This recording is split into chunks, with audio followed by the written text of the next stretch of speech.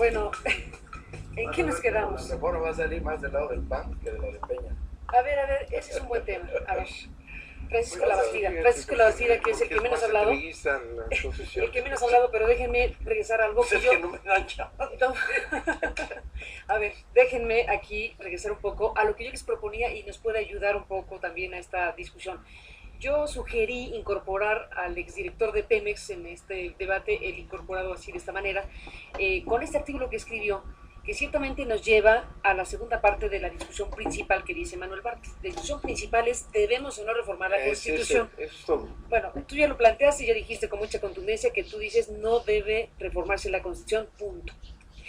Ahora, ellos dicen que no, sí, que debe reformarse la Constitución. Sí. Déjame ir a esa parte. En la discusión abierta, los que afirman que debe reformarse la Constitución tienen, por lo pronto, diferentes maneras de entender cómo debería ser. Unos dicen debería ser con concesiones, otros plantean el presidente utilidades compartidas. Habrá... Yo planteo la posibilidad, es decir, el permiso a Pemex y a CFE de que se asocie y la independencia de la Secretaría de Hacienda de las entidades productivas. Bueno, dice la JUS en este artículo de la jornada del domingo pasado, los contratos de utilidad compartida. A ver, dice el exdirector de Pemex, el régimen petrolero, legislación, regulación, reglas explícitas e implícitas del juego, instituciones se agotó. Desde hace tiempo su desempeño ha sido pobre y ha logrado sobrevivir con cierta dificultad gracias a la generosidad de la naturaleza.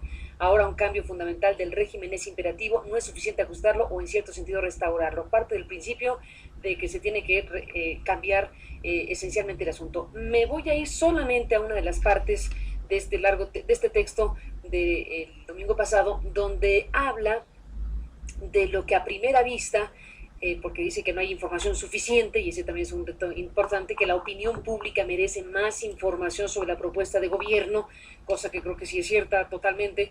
La opinión pública merece más información sobre la propuesta del gobierno respecto a la reforma petrolera.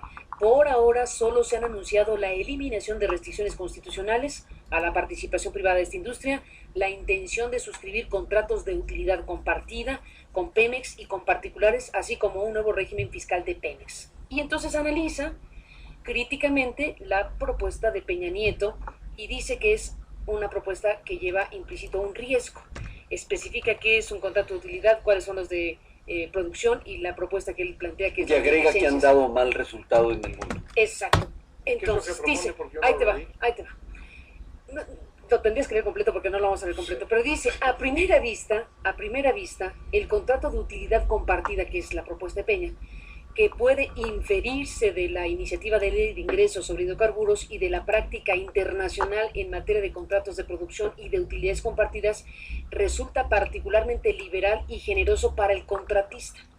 Sin embargo, un juicio definitivo sería imprudente en estos momentos, dado que no se conoce en su integridad. La forma planteada hasta ahora podría ser riesgosa en términos de conflictos potenciales entre las partes, pues los recursos en disputa tenderían a ser cuantiosos.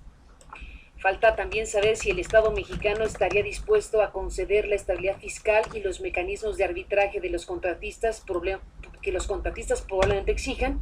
Ya se hizo en el caso de algunos de los contratos de servicios incentivados suscritos por Pemex. Las consecuencias de otorgar este tipo de garantías a contratos multimillonarios constituirían un grave precedente que afectaría la soberanía fiscal del país.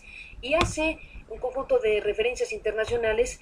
Por ejemplo, dice que sobresale el caso del proyecto de Kashagan o en Kazajstán, uno de los descubrimientos más importantes de los últimos 40 años. Este campo se descubrió en el año 2000, debió iniciarse producción en 2005, no fue sino hasta hace unos días que se obtuvo la primera producción, un rezago de 8 años. El costo de la inversión hasta ahora pues ha sido cuando menos 4 veces mayor. En fin, empieza a describir que este tipo de modalidad de utilidad compartida es litigioso, conflictivo y que acaba el Estado, que apuesta por un modelo así, con muchas complicaciones que describe aquí. ¿Qué dice Juan? ¿Qué dice Francisco sobre esto que sería si se aprueba la Constitución? Guarda silencio, Bartlett, pero si se aprueba la Constitución y prospera la idea de Peña Nieto de que sean utilidades compartidas, aquí el exdirector de Pemex dice hay riesgo de que ocurra algo indeseable para el Estado mexicano. Sí, nosotros coincidimos con eso porque va a ser muy difícil identificar los costos de producción de una empresa a la que le das un contrato para Le tendrías que compartir creer. utilidades. Te tienes que creer, o meterle funcionarios, En todo caso. o meterle funcionarios a la operación de su empresa, Pero funcionarios del gobierno. los supervisores Para- tienen que saber más que los supervisados. Pues sí, y ese es el entonces, tema. ¿El Estado y puede por hacer eso supervisión bien? Nosotros consideramos que no. No, pues es... Se va a prestar a corrupción, se va a prestar a componendas y a muchas cosas. Por eso es que en la propuesta nuestra planteamos el régimen de concesiones. Al final de cuentas, vamos a poner el ejemplo de que un barril, en este escenario, un barril vale $100, le cobras $10 de regalías para el Estado mexicano por barril, porque así es la estrategia.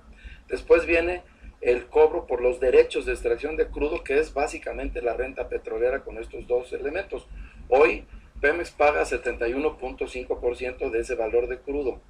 En la propuesta que están trayendo, sobre todo para el tema de aguas profundas, están hablando de 60%, todavía no se resuelve eso, pero vamos a dar por hecho el 60%. Tienes, por ejemplo, una regalía de $15, que es lo que estila en el mundo.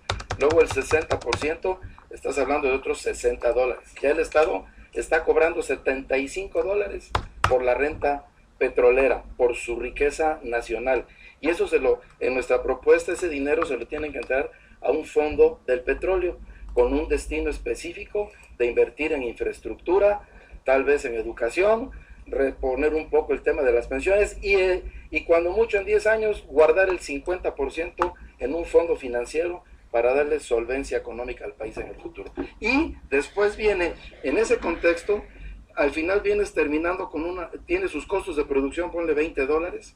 Entonces estamos hablando de que quedan $15 de utilidad, donde la empresa, que forzosamente tendrá que ser mexicana, aunque sus siglas sean extranjeras, pagará en la iniciativa del PAN.